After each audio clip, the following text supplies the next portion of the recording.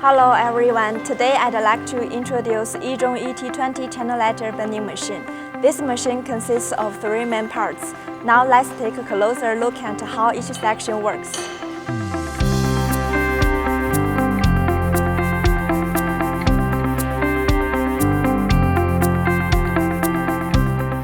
Manipulator alternately collapses the feed. Double ball screw with linear guide drive, large torque, high precision, fast speed. Large angle alloy milling cutter slotting.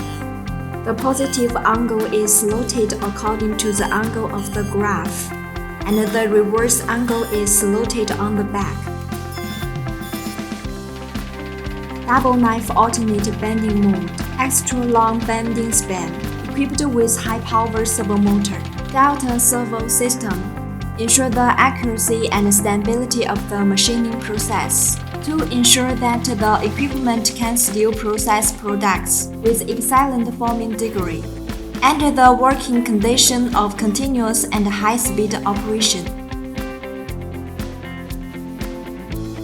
Except for the sponge strip profile, it can also process aluminum plate, stainless steel, galvanized sheet.